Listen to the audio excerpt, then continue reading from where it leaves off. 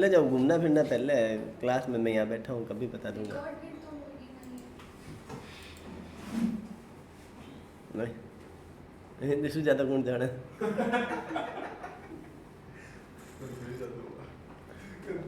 Okay. Last working day को हमने क्या पढ़ा था? कहाँ है वो तुम्हारे ऑनलाइन वाले दोनों? घनश्याम तो आज शायद छुट्टी पर होगा मेरे ख्याल कौन? से। घनश्याम क्या हो गया उसके आज? वो कहीं गया हुआ है, शादी में गया हुआ है। अच्छा, और वो एक और क्या नाम है उसका? गोविंद, हाँ। उसका पता नहीं कि आएगा नहीं आएगा।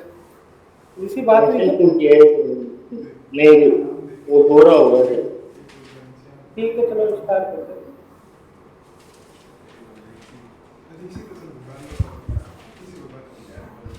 ओके, अब हम आगे बढ़ते हैं। यही बैच था क्या? मैंने टास्क क्या दिया था?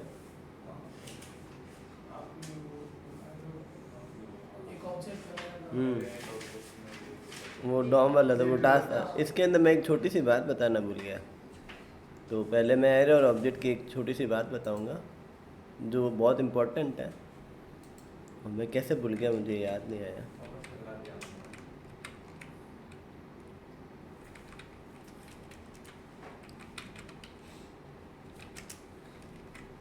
देखो, एग्जाम्पल के तौर पर मेरे पास एक लेट एक एरे है। इम्पोर्टेंट है टॉपिक, बहुत आगे काम आएगा, ठीक है। और क्लिक हुआ नहीं मुझसे। इजी सा टॉपिक है, कोई कॉम्प्लिकेटेड नहीं है। 4 3 5 ऐसा वैल्यूज है, ठीक है। अब मैं चाहता हूँ कि ये सारे वेरिएबल्स में आते हैं। एक एक्स में, एक वाई में, एक जेड में, एक एम में और एक एन में, ठीक है। तो मैं सारे वेरिएबल में डालने के लिए there are shortcut way. Let कौन कौन से वेरिएबल बनाते हैं, इसको एरे डिस्ट्रक्चरिंग कहते हैं। क्या बोलते हैं? एरे डिस्ट्रक्चरिंग, ठीक है। मैंने इसमें कहा मुझे कौन कौन सा वेरिएबल चाहिए, एक्स वाई जेड एम और एन, ठीक है। और मैंने किस में डाल दिया, ए के अंदर। तो अब मैंने सबको प्रिंट करवा दिया। कंसोल डॉट लॉग, मैं कहा सभी को एक साथ ही प्रिंट करवा देता हूँ। तो देखते हैं इतने सारे वेरिएबल हमारे एक बार में बन गए विथ वैल्यूज़ के साथ, ठीक है। आप प्रिंट करवाते हो तो देखते हो ये सारी वैल्यूज़ प्रिंट हो गई। आगे क्या बात समझ में? आपने कभी प्रोग्रामिंग पढ़ी है क्या? ठीक, ठीक है। फिर देखो, एक वेरिएबल है और ये कह रहे हैं पाइथन पढ़ा हुआ है क्या तुम्हारा? ये जावा स्क्रिप्ट है, ठीक है।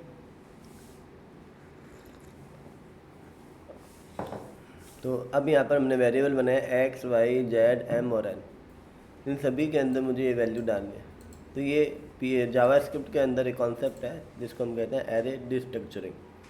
ऑब्जेक्ट डिस्ट्रक्चरिंग भी पढ़ेंगे। इसके अंदर आप इंडिविजुअल भी लिख सकते हो ऐसे, एक्स का a equal to sorry x equal to a का 0 ऐसे। तो ये एक लॉन्ग प्रोसेस है, इस लॉन्ग प्रोसेस का शॉर्टकट है, ठीक है। एक एग्जांपल के तौर पर मैंने आपको कहा एक ए और बी वेरिएबल है जिसमें राम और श्याम दो वैल्यू डालनी है। तो कैसे डालोगे? तो एक लाइन में कैसे लिखना है इसको, लेट ए और बी नाम के दो वेरिएबल है, उसमें राम और श्याम नाम के, ठीक है, राम और श्याम नाम के दो वैल्यूज हैं,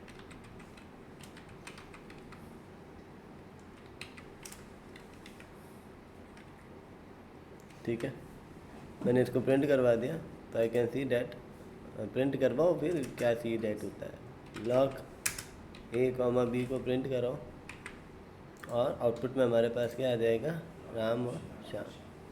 अब मैं चाहता हूँ स्वैप करना इसको। मैंने कहा बी में ए की वैल्यू डाल दो और यहाँ वापस मैं लिख दिया ए कॉमा बी। तो simply I can easily swap this values, ठीक है। तो अब देखो वैल्यू स्वैप हो गई। इतना टाइम हम स्वैप का इतना बड़ा लॉजिक लिख रहे थे, we can do it in with in one line. ठीक है। तो यहाँ पर हमने इस चीज़ को सीखा, एरे डिस्ट्रक्चरिंग। ठीक है,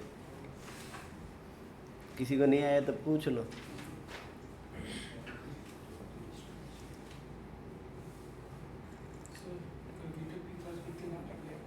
गिटअप की क्लास अब 2-2 घंटे की 2 क्लास रही है। कल गिटअप की क्लास, गिट की क्लास है जो सुबह 9 से लेकर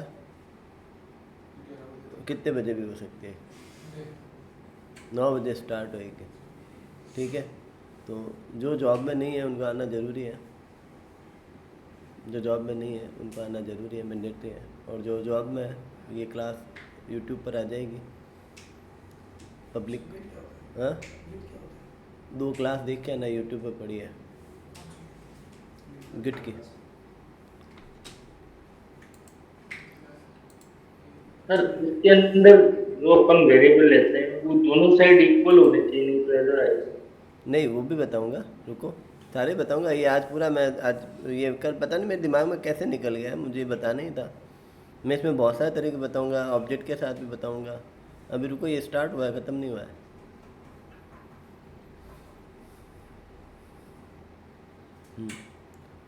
तो मैं क्या बता रहा था, हाँ, आप यूट्यूब खोलना गूगल पर, सॉरी गूगल पर ही, सॉरी यूट्यूब खोलना, कुछ भी बोलता हूँ मैं। इसमें एक्जिजा टेक्नोलॉजी फाइंड करना। ये जो चैनल है ये बस बच्चों के लिए है, हमारे ट्यूशन्स के लिए। ज़्यादातर तो इसमें अनलिस्टेड और प्राइवेट ही रहती है वीडियो। जो मुझे लगता है कि ऐसी वीडियो जो सभी के हेल्प कर सकते हैं वो हमारे यहाँ पर पब्लिकली पड़ी है। ठीक है, तो यहाँ पर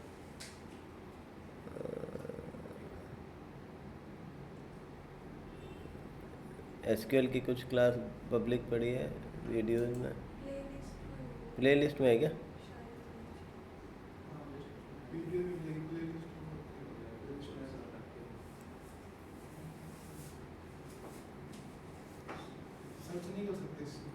कर सकते होंगे, पता नहीं मुझे।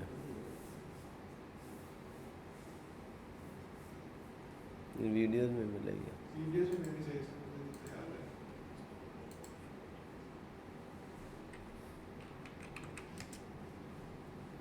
ये पढ़िए, 2 ही क्लास हुई है, एक पहली और एक दूसरी।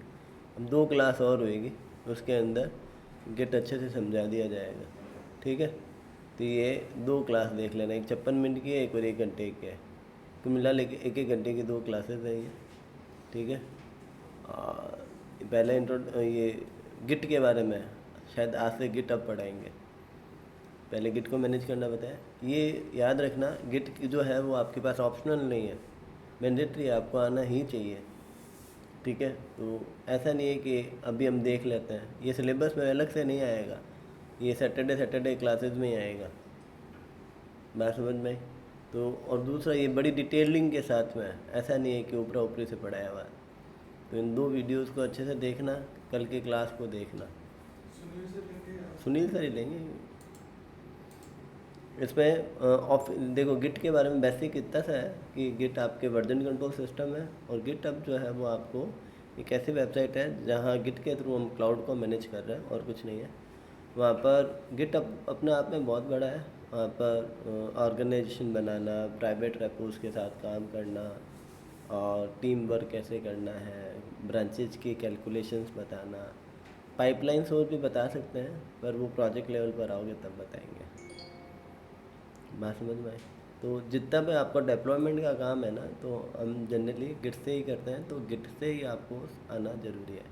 एक टाइम बाद जब भी मैं आपको टास्क दूंगा कुछ लेवल वाले, प्रोजेक्ट बेसिस वाले, वो सारे मैं गिट से ही चेक करूँगा। अभी फ़िलहाल के लिए मैं कॉम्प्लिकेशंस नहीं बढ़ाना चाहता, तो गिट को अपने स्तर पर रोज़ पढ़ो, इसीलिए हम पब्लिक वीडियो रख रहे हैं। जब भी मन हो वहाँ से देख लो। ये वीडियोस बाकी पब्लिक नहीं है।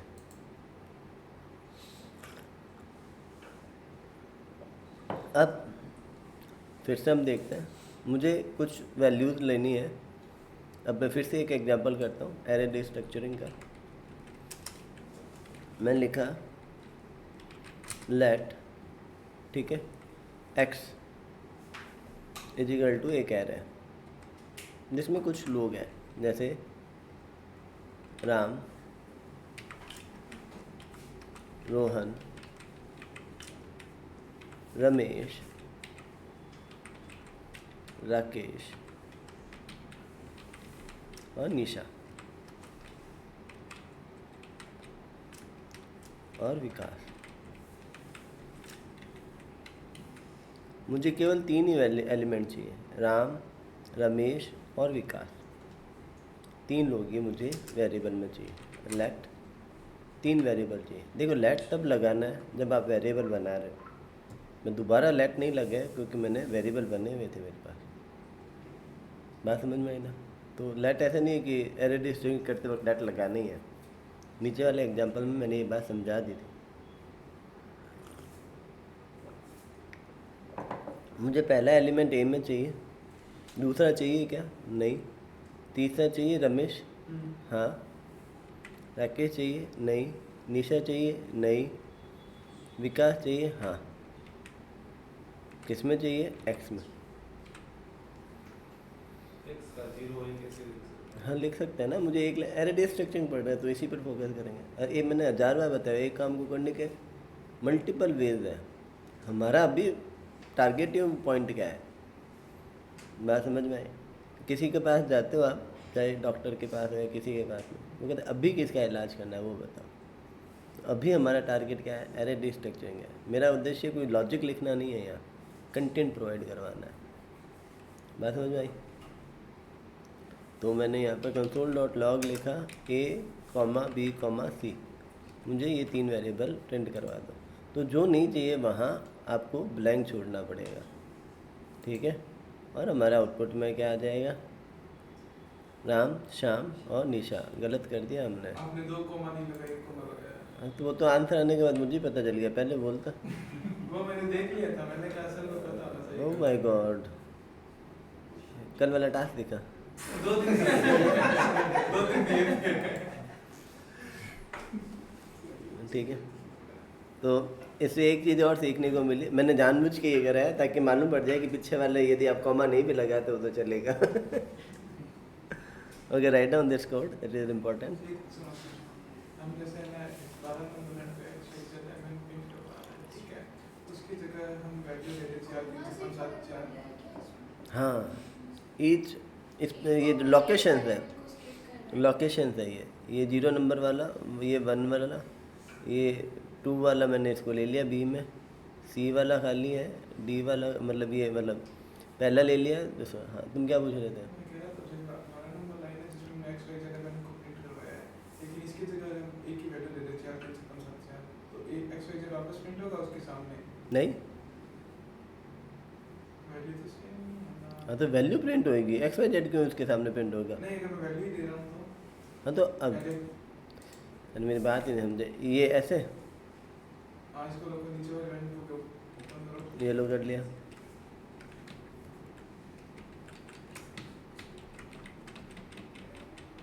अब जो एक्स वाई जेड है ना, इसमें 4 3 6 5 7 4 इसको बैठा है प्रिंट करना। console.log में 4 3 6 5 7 4 लिखो।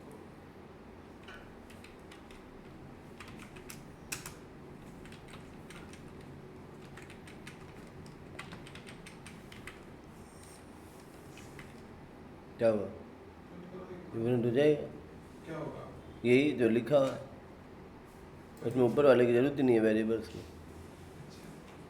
तुम जो सोच रहे हो ना वो गलत है। वही वही डायरेक्टली देख रहा। देखो, एक मेमोरी ब्लॉक को पॉइंट वेरिएबल करता है, तो मैं वेरिएबल से किसी वैल्यू को उठा सकता हूँ।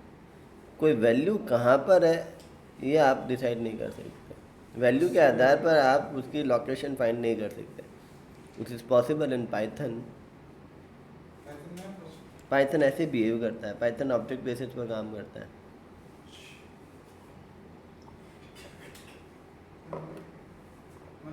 वो आपको नहीं बताएगा पाइथन तब भी, अरे मतलब अब हो गया, ठीक है। ठीक है, आ गया समझ में? दोबारा से पढ़ता है।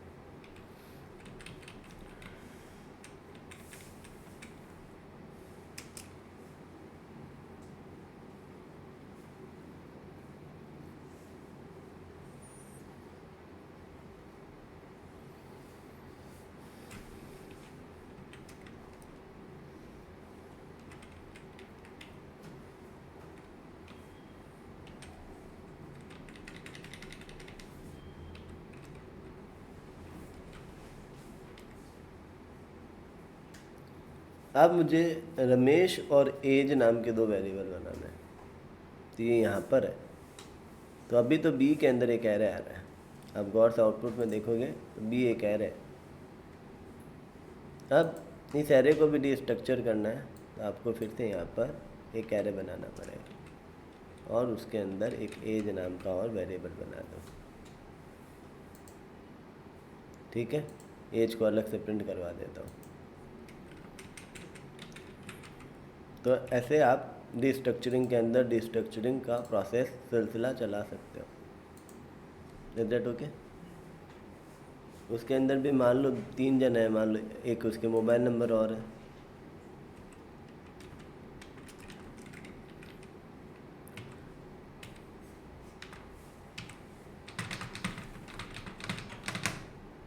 तो मुझे नहीं चाहिए, तो अभी भी मेरे कोड में कोई प्रॉब्लम नहीं है। क्यों? क्योंकि मैंने तीसरा चाहिए ही नहीं। तीसरा चाहिए तो या तो कॉमा करके उसकी लिखो, और यदि एज हटा के वो चाहिए, केवल एज हटा के मोबाइल नंबर चाहिए, एज चाहिए ही नहीं, कॉमा करके मुझे मोबाइल चाहिए। तो याद रखना, ये आपको बात याद रखनी है। तो अब सेम बात रिपीट करने से मतलब नहीं है। क्लियर हो गया यहाँ तक कॉन्सेप्ट? ठीक है, तो उतार लिया इसको भी।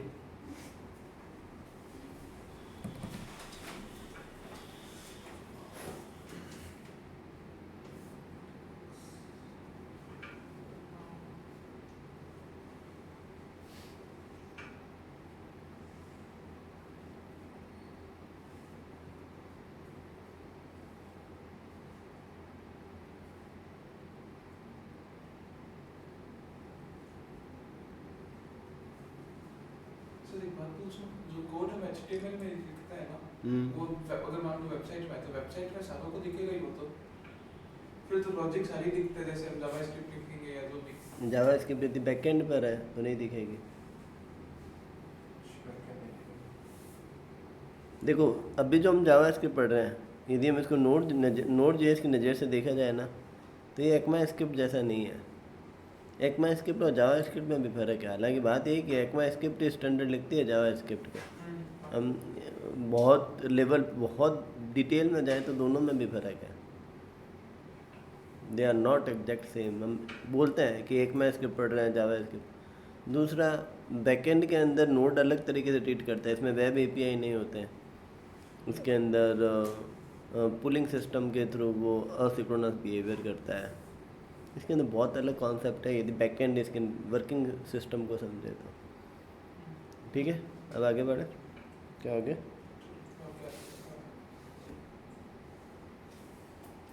क्या था? मच्छर था?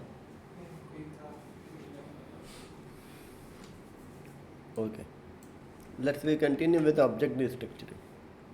ठीक है, तो अब हम ऑब्जेक्ट के बारे में पढ़ते हैं। मैंने लिखा लेट, एग्जाम्पल के तौर पर एक बुक है, उस बुक का ऑथर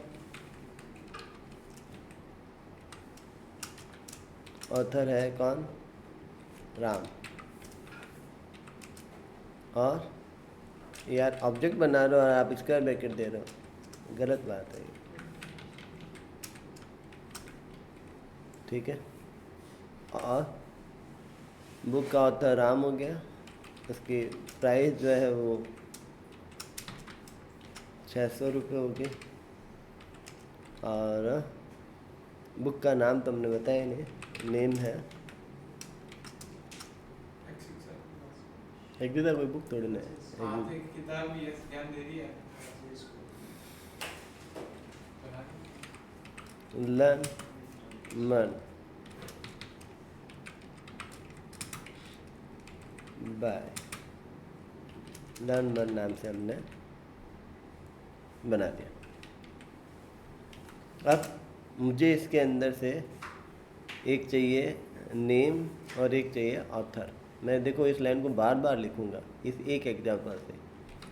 मैंने कहा लेट, मुझे क्या चाहिए? एक नेम और एक प्राइस। बताओ पहले क्या था? इसके अंदर सीक्वेंस मैटर नहीं कर रहा है, एरे में सीक्वेंस मैटर कर रहा था, इसके अंदर सीक्वेंस मैटर नहीं कर रहा, क्यों? क्योंकि जो लेबल के नाम है उसी से उठा रहा है। तो कंसोल डॉट लॉग किया और नेम और प्राइस को मैंने यहाँ पर प्रिंट करवा लिया। ठीक है, मेरे ऐसे ही ये नेम कटा हुआ दिखाता है, चल जाएगा। तो लर्न मंथ 600 रुपये। बात समझ भाई? नेम पहले लिया मैंने, फिर प्रिंट आपके से पहले करा रहे उस पर है। इसके अंदर कर सकता है लेता वक्त, इसके अंदर नहीं कर सकता एरे में। एरे के अंदर कीज़ नहीं है, इंडेक्सिंग नहीं है। हमने यहाँ पर जो नेम है उन्हीं नाम के हमने क्या बनाए हैं, ये बनाया। ठीक है, तो उन्हीं नाम के हमने इनको एक्सेस किया है। दोबारा से बात करता हूँ। हमने कहा मुझे नेम की जगह बुक नेम चाहिए और प्राइस की जगह अमाउंट चाहिए। बात समझ में? नेम की जगह मुझे क्या चाहिए? बुक नेम, और प्राइस की जगह मुझे क्या चाहिए? अमाउंट। दूसरा तरीका, मैं एक एक करके नीचे ईजिए, ऊपर धीरे धीरे हम कॉम्प्लेक्स करते जा रहे हैं। लेट मुझे नेम एज बुक नेम चाहिए और प्राइस एज अमाउंट चाहिए। किस में से चाहिए? बुक में से। तो console dot log book name और अमाउंट।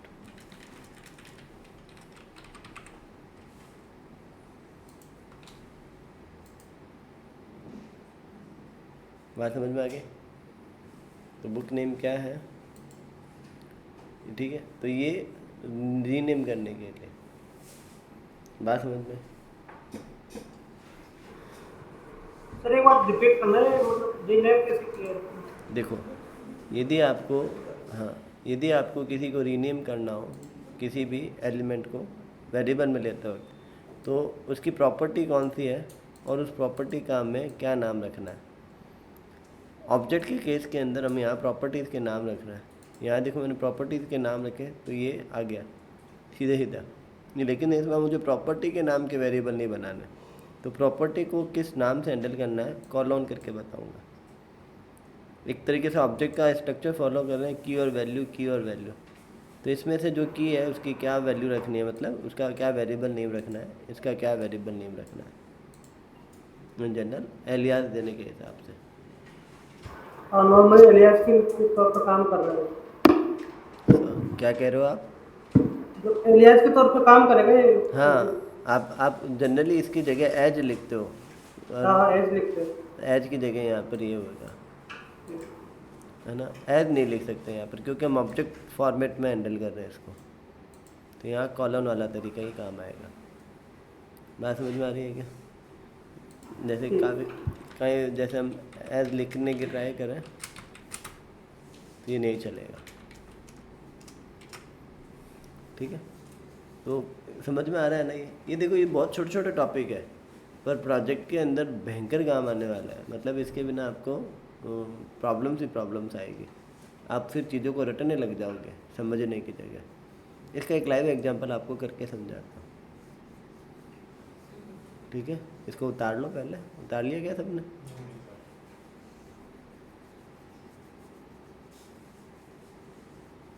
कल ये क्लास 1.5 घंटे चलेगी। ठीक है, क्योंकि तुम ना आओगे नहीं ना, इसलिए 1.5 घंटे बढ़ेगी। सैटरडे ये क्लास हमेशा 1.5 घंटे चलेगी। वैसे ठीक ये है। क्लास भी ठीक ही चल रही है, फास्ट। तो ये तो पहले ही तय था फास्ट ही हाँ, चलेगी। बहुत सही चल रही है। तो देखो, फास्ट चलने के चक्कर में हमारे प्राची छूट गई हमसे। प्राची को समझ में नहीं आ रहा। प्राची को एक थोड़ा स्लो बैच में डालेंगे। मैं कैसे करके इसको 3 महीने में समेट दूंगा। बाकी में से बात बाकी सब में ये है कि आप सब लोग जो है दूसरे बैचेज भी ज्वाइन कर सकते हो। इसके अंदर हाँ ऑपरेटर ही आएंगे। तुम जाना कैंसिल मत करना, रिकॉर्डिंग देख लेना। क्योंकि ना मैंने जब बैच ज्वाइन किया था तो मेरे को 2 बजे 4 बजे वाले तो मैं ऑपरेटर्स आधे करवा चुके थे, एंड ऑपरेटर हो चुका था, वही कवर अप करना था मुझे। ये भी तो बाकी था तुम्हारा। हाँ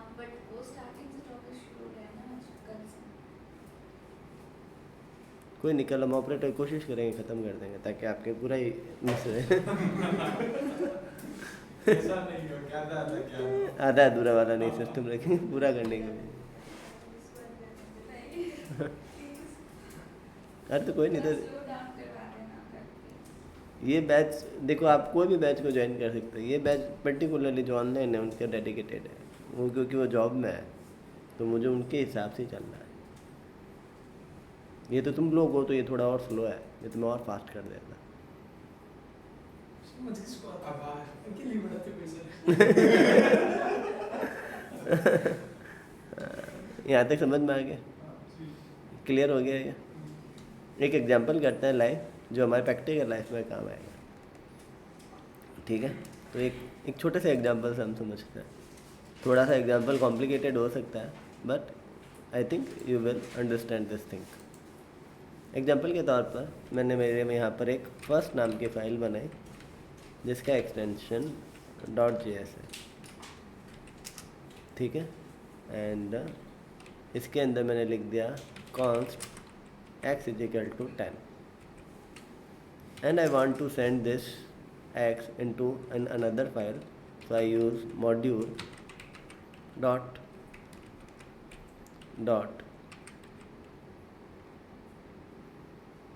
मैंने 2-3 और वेरिएबल बनाए। हालांकि मेरे फंक्शन बनाने की इच्छा है तो इच्छाओं को कौन नहीं मानना चाहिए, बना लेना चाहिए। ऐड, ठीक है। और मैंने लिख दिया console.log this is add function। मैं आजकल नॉर्मल लाइन में दिस लिखना ही पॉसिबल नहीं होता, जैसे ही दिस लिखता हूँ आगे डॉट लगा देता हूँ। This is add function, simple.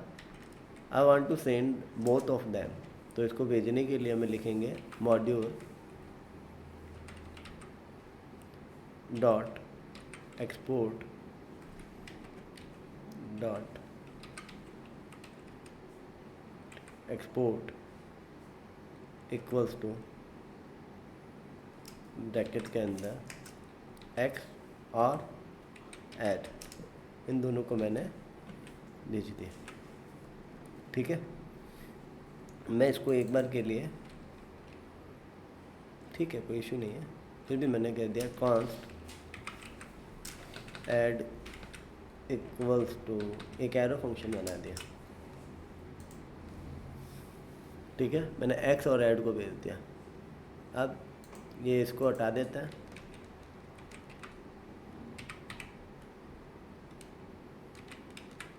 और मैंने कह दिया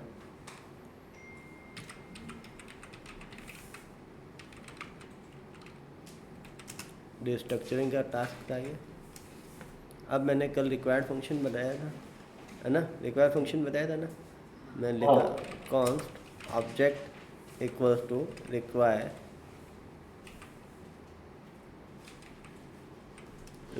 फिर फाइल का नाम ./ कौन सी फाइल है हमारी, फर्स्ट नाम की हमारी फाइल है। पीछे .js लगाओ तो अच्छा है, वरना मत लगाओ, आपकी मर्जी है। console.log ऑब्जेक्ट, इस फाइल को रन करवाता है। और ब्लैंक ऑब्जेक्ट कैसे आ रहा है, रीस्ट्रक्चरिंग है फाइल का नाम। अरे कहाँ से है, फर्स्ट नाम से बने हैं, एक्सपोर्ट्स होगा, ऐसा आएगा यहाँ, गलती हो गई यहाँ पर। तो देखो यहाँ पर दोनों आ रहा है एक्स और ये। तो जब मैं कभी इसको यूज करूँगा ना तो मैं हमेशा ऐसे यूज करूँगा कि मुझे चाहिए क्या, एक एक्स चाहिए और एक ऐड मुझे सब में चाहिए। तो अब ऐड मुझे सब में चाहिए, ऐड मुझे सब में चाहिए, ठीक है। तो मैं प्रिंट करवा देता हूँ किसको, एक्स को, और मैंने प्रिंट करवा दिया किसको, सम को। और सम चूँकि ऑलरेडी फंक्शन है तो मैंने सम फंक्शन को डायरेक्ट कॉल कर दिया। तो मैं आगे जब प्रोजेक्ट लेवल पर काम करूँगा और मैं ऐसे लाइनें लिखूँगा तो यहाँ उलझना नहीं है, मैं एरे स्ट्रक्चरिंग सीधा यूज कर रहा हूँ। फिर ये मत सोचना है कि मैं यहाँ ब्रैकेट्स क्यों लगा रहा हूँ। अब्बा जबा डब्बा, हाँ किसी को कुछ समझ में नहीं आया पिछले कब से, ये वाला अभी जो ये समझाना था, और वो फर्स्ट और जेस्ट जो भी लिखा था दो में नहीं समझ आए। ये ही बेकार कोड ही मैं दोबारा से बताता हूँ, दोबारा से 1 सेकंड में समझ में आ जाएगा। क्या कह रहे हैं? मैंने तो मना बताया।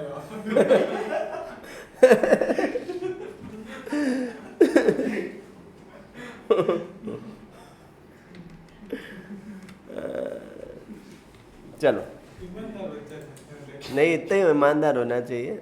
अभी मैं तो ये मान के चल रहा था मैं बहुत बढ़िया पढ़ा रहा हूँ।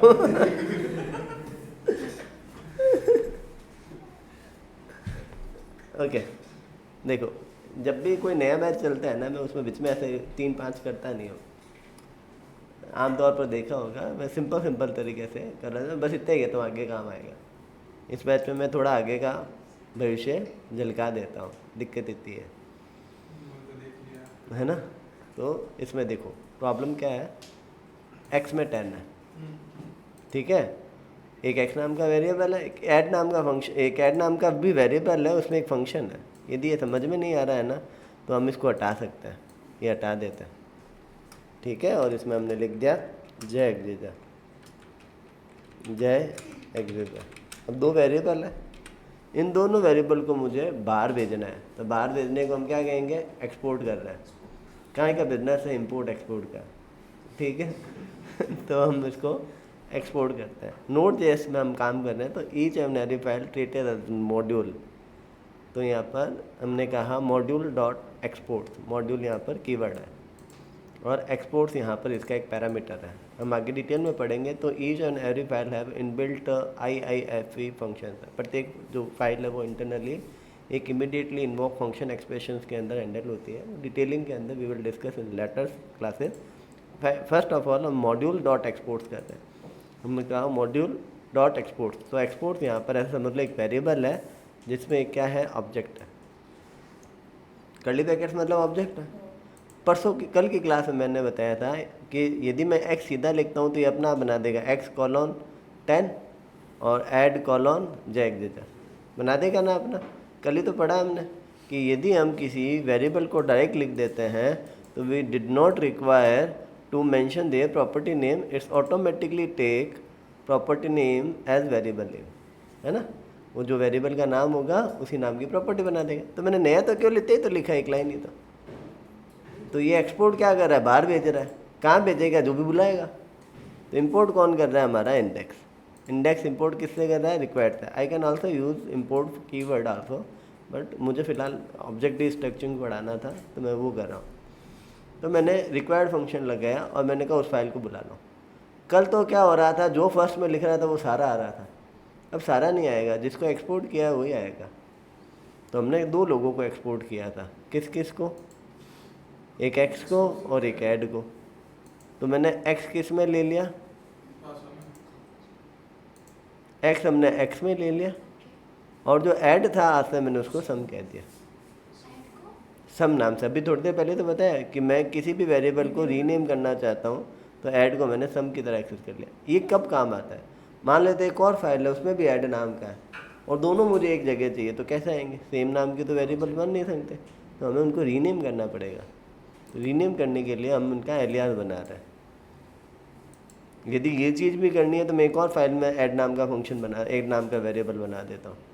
तो अब यहाँ पर सम नाम के वेरिएबल से ये जाना जा रहा है। अब मैंने इसको फंक्शन की तरह कॉल किया हुआ है, तो अब मुझे यहाँ पर क्या लिखना पड़ेगा, console.log सम। क्यों, क्योंकि अब सम नाम का यहाँ नॉर्मल एक वेरिएबल, एक फंक्शन नहीं है। कल तो क्या, थोड़ी देर पहले तो क्या था, यहाँ फंक्शन था। तो मैंने ईजी गोइंग करने के लिए मैंने यहाँ पर क्या कर दिया, वेरिएबल कर दिया। अब मैं इसको रन करवाता हूँ तो x में 10 और y पता कहाँ दो रहा है। रिक्वायर वाला लिखना है ना, तो वहाँ पे इंपोर्ट भी लिख सकते हैं। अभी नहीं लिख सकते, जब तक मैं नहीं कहूँगा तब तक नहीं चलेगा। मैंने समझाया हुआ है सिस्टम्स को, अलग कॉन्सेप्ट आएंगे। इंपोर्ट सीधा नहीं आता, इंपोर्ट अलग कॉन्सेप्ट है। इंपोर्ट करते वक्त एक्सपोर्ट भी अलग तरीके से करेंगे। वो ES6 मॉड्यूल है, ES मॉड्यूल्स के अंदर वो हमारे आता है। मतलब ये यूज करने के लिए होता है कि कोई और फाइल से डाटा कॉपी यहाँ पे लिमिटेड डेटा को लाना हो, लिमिटेड डेटा को। बीकानेर से जयपुर कुछ भेजना है तो आपको एक्सपोर्ट करना पड़ेगा। वहाँ पर एक जना चाहिए जो उसको इंपोर्ट कर ले। बात समझ में आ गई? तो बस आप एक्सपोर्ट इंपोर्ट का काम कर रहे हो। कोई पूछ ले आपकी कोडिंग में क्या करते हो, इंपोर्ट एक्सपोर्ट का काम है हमारा। मैसेज आया था कोई। मैसेज आया था? नहीं तो हाँ जी, टणक बोला था क्या? आया भी नहीं कुछ भी। तो कहीं तो WhatsApp आया होगा। राम और ऋषि समझ में आ रहा है क्या? हाँ बस है ना? सारा सर। हाँ तो तुम्हारे वो दोनों छुट्टी कर ली, मेरे तो छुट्टी चलते ही नहीं है। छुट्टी मार लिया करो। उनको मना करो, छुट्टी मेरे कॉन्सेप्ट में नहीं है, लेट सवेर हो सकता है। अब बात समझ में आई? तो मैं जब आगे जाके यूज करूँ, आज मैंने देखो 2 टॉपिक अचानक से यूज किए बोलने के बाद। मैंने यहाँ पर प्रॉपर्टीज नहीं बताई और मैंने यहाँ इंपोर्ट करते वक्त नहीं बताया। अब बच्चे लोग क्या करते हैं, एक्सपोर्ट के बाद सर कर्ली ब्रैकेट्स लगता है, मल्टीपल लोगों को भेजना हो तो वो इसको रटते हैं ऐसे, जिन जिन को भेजना उनके नाम लिख दो। बात समझ में आएगी? तो ये रटना नहीं है, हम एक ऑब्जेक्ट बना रहे हैं यहाँ पर भी, उस ऑब्जेक्ट को यहाँ डिस्ट्रक्चरिंग किया, उनको खोल लिया। यहाँ पैकेट आया था, पैकेट को खोल लिया। कहीं बन्ना खोल बता, एक एक्स आया है, एक ऐड है, मैं तो ये ऐड ना सुसम कहूँ ला, ऐसा। Is that okay? अब बताओ कहाँ दो रहा था? बस नया टॉपिक लिखे हुए थे तो रिकॉग्निशन में प्रॉब्लम थी।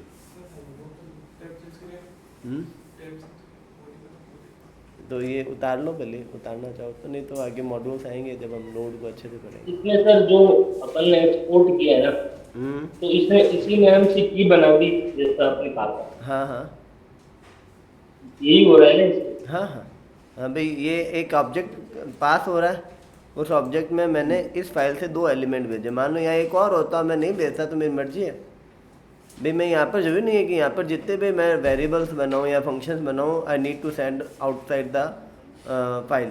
मुझे जिनको भेजना है बस उनके नाम लिख दिए, और जिनको एक्सेस करना है मैंने उनको यहाँ पर एक्सेस कर लिया।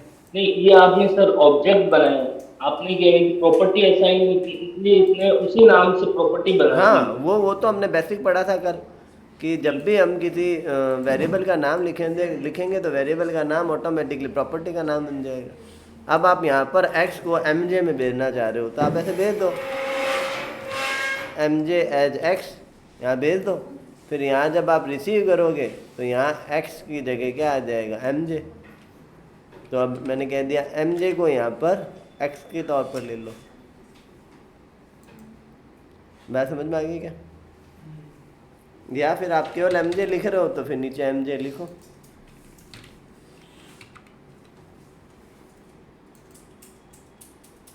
ऋषि को बात समझ में आई क्या? भाई वो कॉलोन वाला तरीका तो लग ही रहा है, या आप लगा रहे हो या खुद लगा रहा है। बात समझ में आई? तो हमने यहाँ पर बता दिया कि भाई x को mj से नाम से भेज देना, और ऐड है ही है। इन जनरल हम रिएक्ट में यूज करते हैं तो हम एज कीवर्ड लगा के भेजते हैं, वो बताएंगे, वो इंपोर्ट एक्सपोर्ट का अलग कॉन्सेप्ट आएगा। Hope this is clear. तो ये मेरा एक इम्पॉर्टेंट टॉपिक जो था वो बीच में मिस हो गया था, तो मुझे अचानक से क्लिक हुआ, तो मैंने कहा यार ये तो बाकी रह गया। ये क्लिक तो मेरे कल क्लास ख़त्म होते हो गया, मैंने कहा यार इनका एरे ऑब्जेक्ट तो बहुत जल्दी ख़त्म हो गया, कुछ मिस तो नहीं हुआ।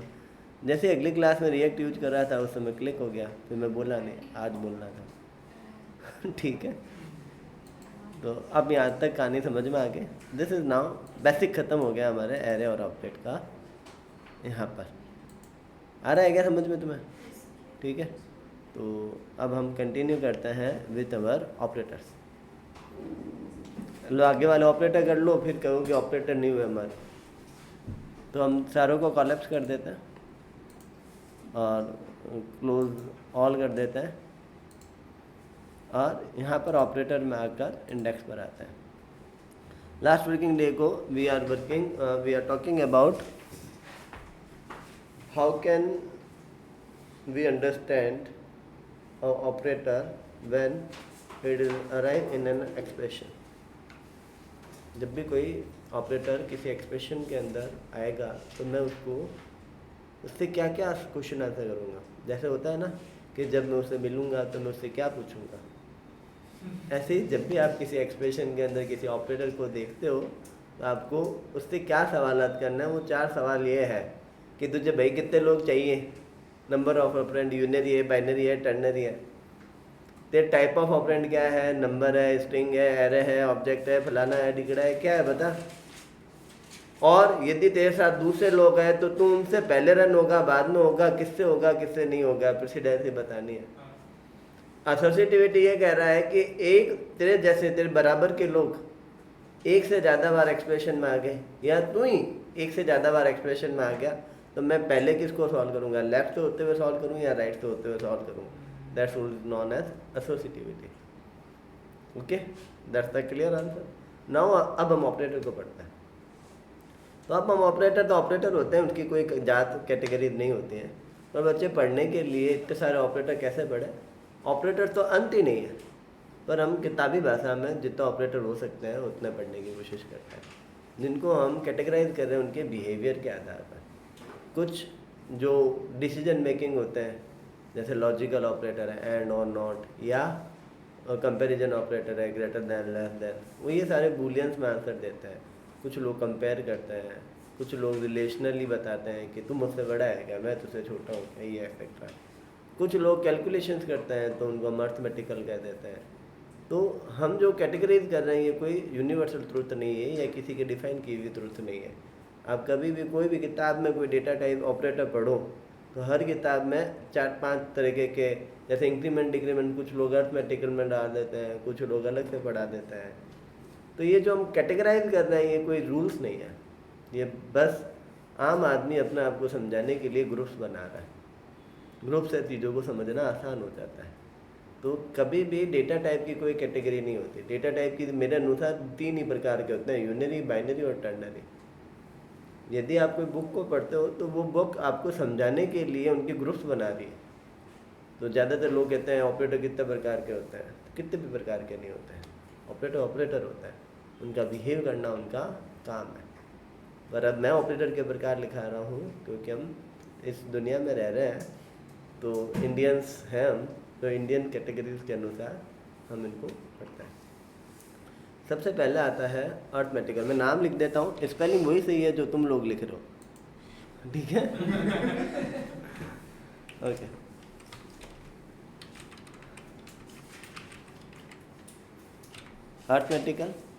अर्थमेटिकल में हमारे कौन से आ जाते हैं? प्लस, माइनस, थोड़ा स्पेस देकर दे देता हूँ, minus, multiply, divide, modulus and exponential, ठीक है?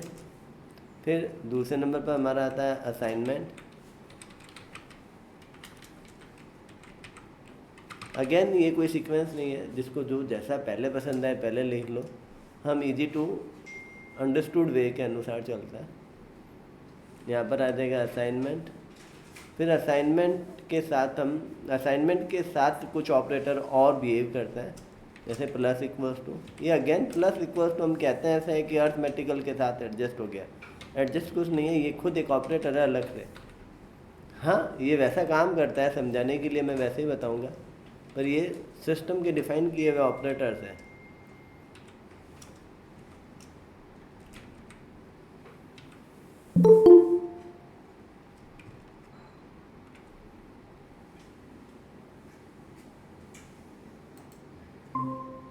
क्या हुआ, राम ने लेफ्ट क्यों कर दी थी? वो भी ज्वाइन हो जाएंगे सर। सर लाइट चली गई थी, मोबाइल से ज्वाइन किया है। अच्छा, मोबाइल भी ऑफ पड़ा था, उसको ऑन किया है। चलो फिर ठीक है। Multiply equals to, divide equals to, and modulus equals to, and exponential equals to. जब कॉमा लगा ही रहा हूँ तो ऊपर वाले में भी लगा देता हूँ।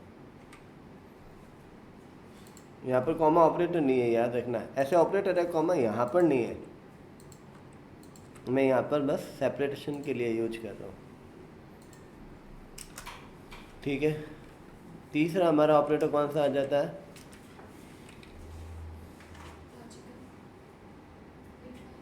कंपैरिजन।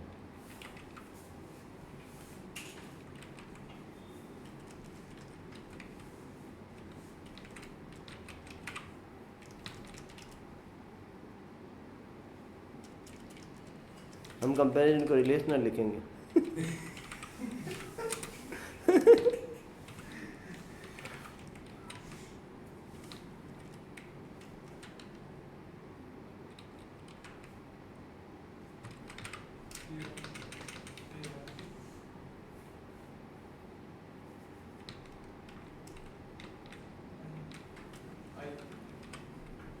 ये सही है क्या? क्या लिख रहे हो? कम। CMD ये आई R E I नहीं वो कौन सी अंग्रेजी ला रहा है भाई? हाँ। ये तो भयंकर खोटी है। कंपैरिजन की स्पेलिंग बोलना।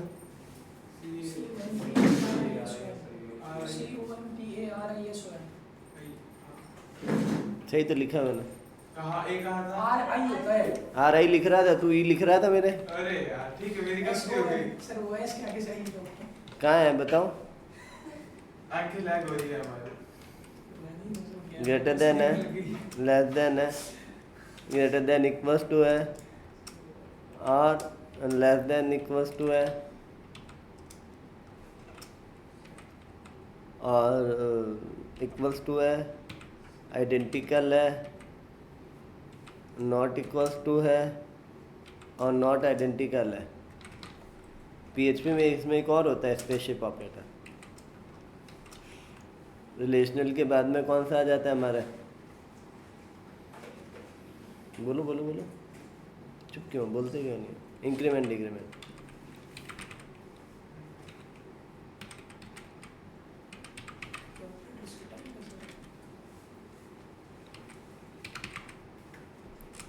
अगेन मैंने कहा ना, टाइप वर्ड कुछ नहीं होता है, ये बस हमने अपने अनुसार लोगों ने समझाने के लिए बनाया हुआ है। मैंने नहीं बनाया, ये पीछे से बना हुआ है। ठीक है, अब लॉजिकल। लॉजिकल कौन से हैं? एंड, और, नॉट। 6 नंबर पर कौन से आ जाएंगे? बिटवाइज। बिटवाइज कौन सा हो गया? एंड, और, नॉट,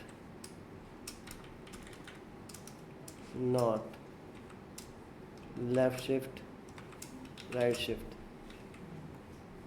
ठीक है, किस सिंबल को कह रहे थे? वैसे तो टिल्ड बोलते हैं, अब टिल्ड बोलते हैं। ठीक है, पर अभी हम नॉट बोल रहे हैं। वो वाला क्या होता है इसके लिए इस्तेमाल? और एक एंड, और, not, left shift, right shift. नहीं, 5 में तीसरा नंबर क्या है फिर? वो नॉट है। वो भी नॉट है, ये भी नॉट है। एक बिटवाइज नॉट है, एक लॉजिकल नॉट है। आफ्टर डेट बिटवाइज के बाद में कौन सा आ जाएगा? कंडीशनल। कंडीशनल के अंदर हम 2 डाल देते हैं, नल कॉलेजिंग ऑपरेटर और ये टर्नरी ऑपरेटर। ठीक है, और 8वें के अंदर हम डाल देते हैं किसको? इसको हम अगला जो बोलते हैं उसको वेरिएबल लेंथ, वेरिएबल लेंथ